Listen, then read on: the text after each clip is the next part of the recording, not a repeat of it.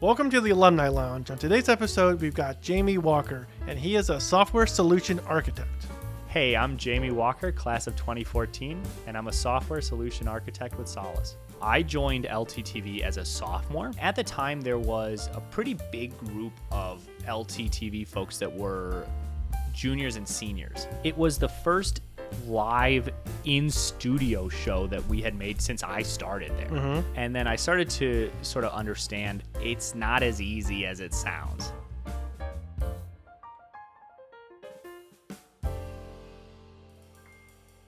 So, Jamie, how was your LT experience? And how did you join LTTV? So I think my LTTV experience was a little bit different than others. A little bit of background here. LT is split into two campuses, as you know, all the alumni know. And LTTV is based out of North Campus for the juniors and seniors. So I joined LTTV as a sophomore, and I actually started by taking the class. I know some of the other folks who have been on here they found the club, they were interested, they saw us at co-curricular night, they're like, oh, that's a really cool truck, I want to join the club.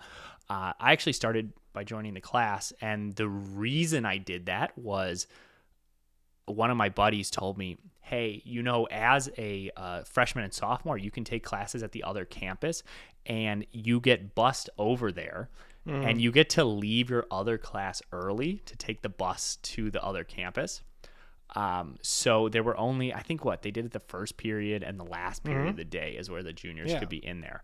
So the first semester I took it the last period of the day.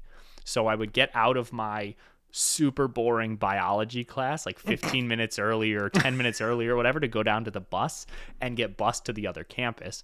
And then I got to participate in class, and then the bell would ring, and I was free to go at North Campus with the older students. So that was super, I was kind of taking advantage of the system there. You know, I get to get out of my boring class earlier. When I'm done with LTTV, I get to run wild at North Campus. So that was my initial step into LTTV. And once I got there, I found out that, you know, there were a bunch of really funny folks that were involved in LTTV. Everyone seemed to get along in a way that was different than what I had seen elsewhere, you know, having not been exposed to much as a sophomore in high school.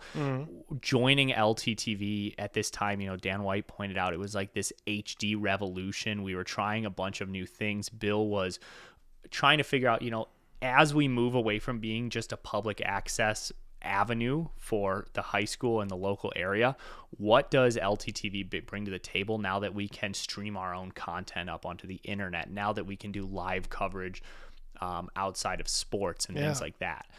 So I got to see this new experience, or this new way that people work together in a high stress situation. And that was really exciting for me. And that kept me coming back. And it caused me to make friends in LTTV that I still am super good friends with to this day, you know, even as they've moved to other states and we're in totally different career paths. So that was my initial step in, and just sort of why I kept coming back to LTTV. How is it working with Bill? Yeah, so I think I have a different perspective here as well, because I was a student under Bill and I worked for him as a student. So we did a lot of cool stuff there, and I got to be, you know, treated as sort of a student. He's mentoring me. And then I also got to experience working for Bill as an employee. And I don't know, I really like Bill on a personal level. He's super easy to get along with. He has a lot of life experience, and he's willing to share that experience with you, especially as a student, in a way that is, it helps you understand. You have to explore the world to understand what's out there and what you're going to like doing. You know, Bill didn't have it all figured out from day one. He tried a lot of different stuff. Some things didn't work out. Some things end up being funny, but you know, maybe don't do this yourself. And he's super willing to share that experience with you. And to me, that was invaluable. The ability to, you know, ask questions of a teacher that maybe aren't super applicable to the classroom, to get career advice, and to just sort of find a friend or a mentor in a teacher and aspire to follow in those footsteps. That was really cool, and that's my main experience under Bill. Yeah. And I think a lot of these experiences that we got doing truck shoots, especially sports, you really get thrown into the deep end, and you're getting yelled at. Nobody means nobody has any ill intentions, but stress is run high. It's just at the moment. Exactly, and something boils over.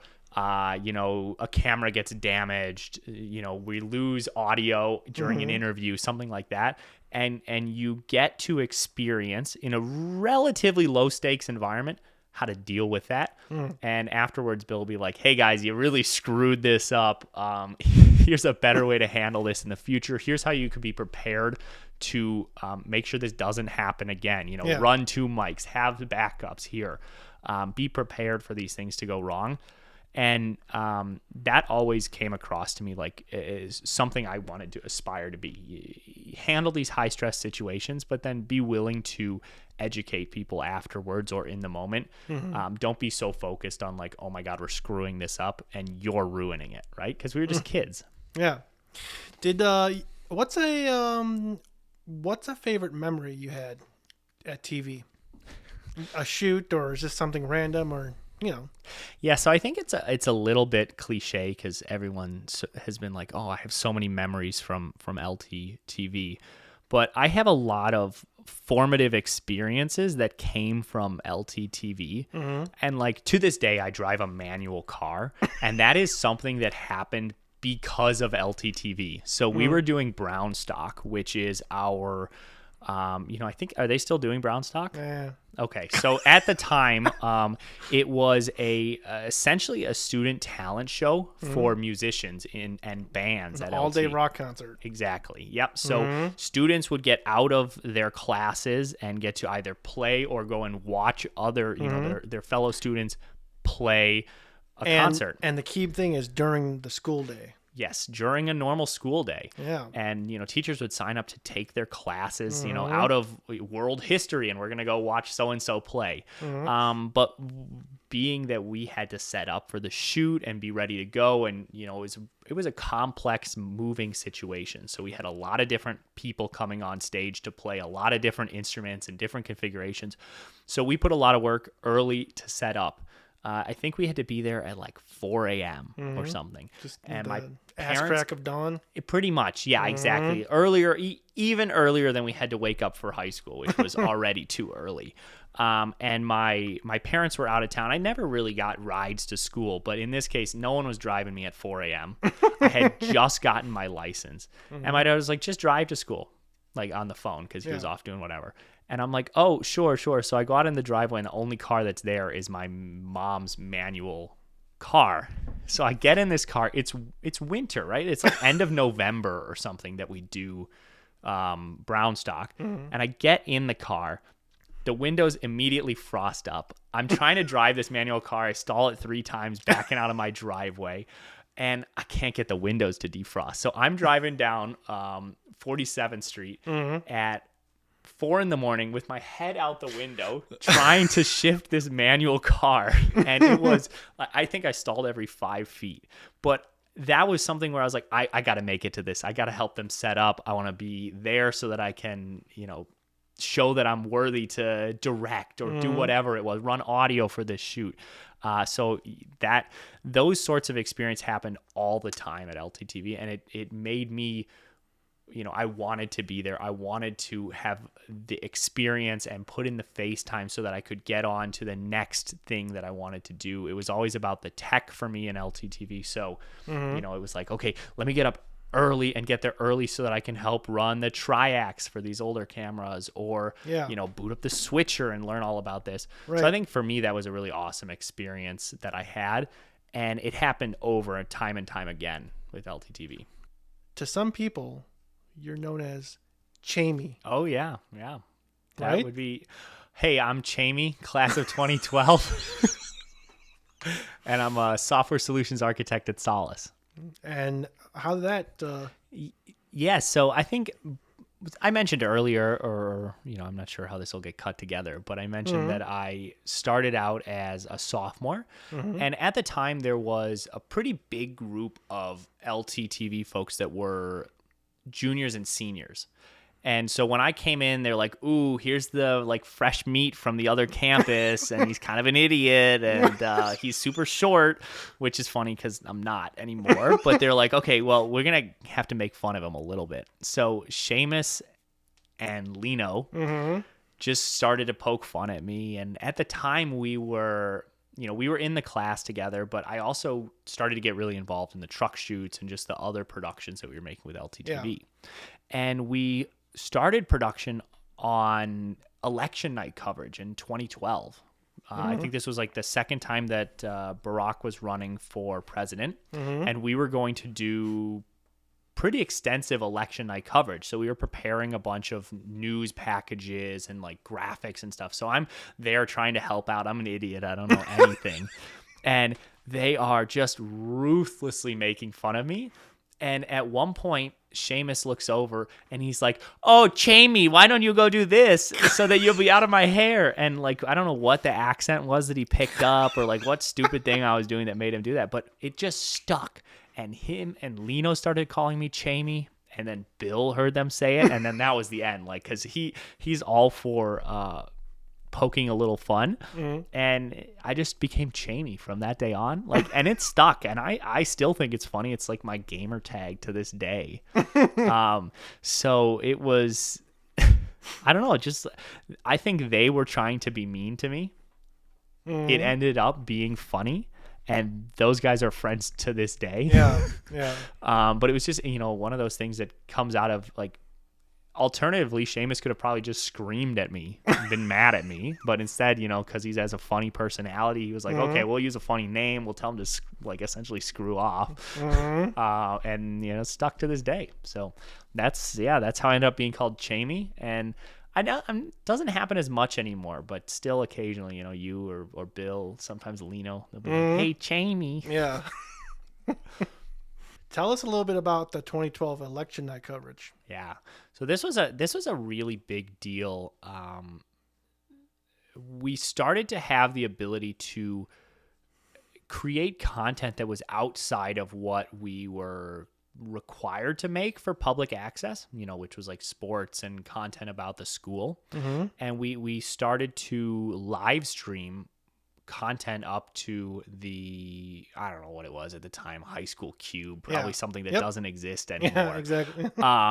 And YouTube, and we had started doing that with sports, but pretty much the studio had died at this point. We weren't doing anything there. It was equipment storage. So Bill was like, "Okay, this election is going to be a pretty big deal. We have the personalities to be on screen. We have the talent behind the scenes to make a compelling news package around this. So let's do live election night coverage," which, I mean, I think probably most people pay attention to election night coverage, and it starts at like 3:30, 4 p.m. So like right towards the end of the school day, and goes until the election gets called, which for us, I think that night was pretty late. It was, I think we were there probably live until 11 p.m. Exactly. And this was really cool because it was the first live in-studio show that we had made since I started there. We had other shows in the studio that we would film them. Someone would take it off and edit it, and then like a week later we post an episode.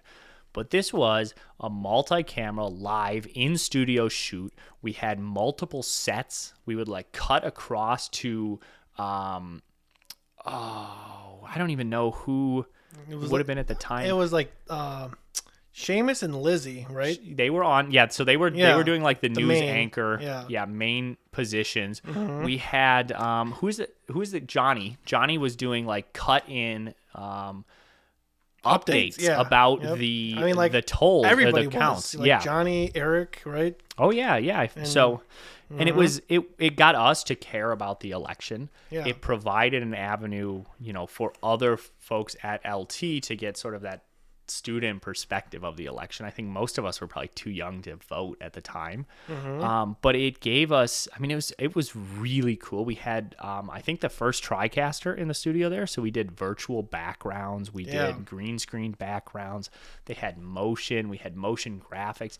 It was, I think at the time, for a high school news station or a high school TV station to do that in 2012, it was a big deal. And I got to be a part of that, even if it was just like, oh, run out and tell, Lizzie they got to get back on in 30 seconds or whatever it was. But it was really awesome, and my first experience in studio making a live production.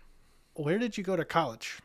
Yeah, so towards the end of high school, I was like, I'm going to go into film. And then I started to sort of understand it's not as easy as it sounds. I thought, I've made all these videos. I'm just going to have a little reel. I'll go get a job. And I saw the folks in the class ahead of me graduate, want to go into film, and now be successful in film, but just see how hard it was starting out. So I was like, actually, I don't want to do that. I don't want to have to do all this writing and like essentially beg people to let me be on their shoots. So I was like, I don't know what I'm going to do after school. So I actually went to College of DuPage for a year because LT used to host College of DuPage courses. We actually get in DuPage benefits if we went to LT and you go to College of DuPage. So that's something not a lot of folks know. And I applied to go to school there and got a presidential scholarship. So I went for, a year for free to College of DuPage just to figure out what I wanted to do. At that time, I was studying mechanical engineering. Found out that really wasn't for me. There was like chemistry that I had to take and all these things that I'm like, I don't really care about how objects in motion interact with each other in these physics classes. So I sort of spun my wheels at College DuPage for a year. At that time, I was working for LTTV. I had come back, and this was like to assist the students on truck shoots and, ensure that we had enough staff to do these shoots and just other freelance work. So during that year, I gained some valuable insight that, I probably didn't want to actually go into film, but I still had this large interest in technology. I loved the new stuff that we were getting to work with. In the truck, we were moving away from these analog cameras into more digital video production. And I got into the world of software engineering and, working with these different softwares, making them work. So I transferred from College of DuPage to Northern Illinois University and did a computer science degree for 3 years at NIU. I graduated from there in 2018 and then started working as a software engineer. And right now, where are you working? Oh, yeah. So I worked a couple of years as, what I would consider to be like a pure software engineer, writing code, troubleshooting people's problems. And after that, I had an opportunity to move to a startup company. And now I work as a solutions architect at a company that helps to provide real-time interactions between different systems for customers. So whether that's high-speed stock trading or whether it's online ordering of groceries where you want to make sure that if I order an avocado for pickup from the store, they actually have an avocado to sell me. I work to provide those solutions to customers and help architect a solution around our product that's perfect for these customers. So I get to use a lot of these same skills that I developed in those high-pressure situations on truck shoots. But now in a software engineering field working with customers. Yeah, that's I was just gonna say, how did like your time at LTTV connect with what you do now? Yeah, so I think a big one is the handling high stress situations. Another one is with these truck shoots, we insert ourselves into other people's environments and have to work with what's there. So whether it is shooting a board meeting, shooting some kind of concert in an area like a venue that is not an LT venue, we have to show up and set up and exist in this environment in a way that's productive, where we get the shoot done, everything looks good, we're not disruptive to the people who are actually there for the event. And those situations tend to be relatively high stress. They require you to work with other people well. And a lot of those skills have carried over into what I do now. Yeah. So I think that's fantastic. And to be able to be exposed to that as a high schooler, is a very unique opportunity. What advice would you give somebody that's looking to get into the tech industry? Yeah. So, and this is advice that carries on, I think, from a lot of the experiences that I was shared from Bill and other folks that I worked with when I was first starting out, is a willingness to try, even if you don't know if you're good at something. So the only way to figure out, can I be good at this? Is it something I like? Is to try, and be open to criticism. I guess more like critique. If someone says, hey, try doing something a different way. Here's a different approach. Have you considered X, Y, and Z? Be open to that. Don't have a thick head about it. Those sorts of things I think apply very well to the tech sector, because everyone else is going to have a thick head. So if you can be open to new ideas, other ways of thinking, and willing to communicate with them, even if you disagree, you're going to find out if this is a field that you fit in, and you're going to find places that want you to work for them. Well, Jamie, thanks for coming on the Alumni Lounge. Yeah. Thanks for having me, Dave. What do you think about everything? And this has been really awesome. Yeah. I definitely expected there to be a massive camera shoved in my face here. I think on the wide shot we can see that's not the case. But the overall experience has been great. Hopefully, as this continues, maybe you'll have multiple people on at a time, and I'll get a chance to come back with some other folks that I work with. I want to have people back, so. Awesome. Yeah. Well, thanks for having me, Dave. Anything you want to say here at the end of the podcast? No, I don't know. It's pretty good. Yeah, it is. Awesome. Well, cheers. Thanks for having me, Dave. Well, see you next time, where stories collide and memories reside. Thanks so much for watching. If you liked what you saw, consider liking and subscribing to the Alumni Lounge, where stories collide and memories reside.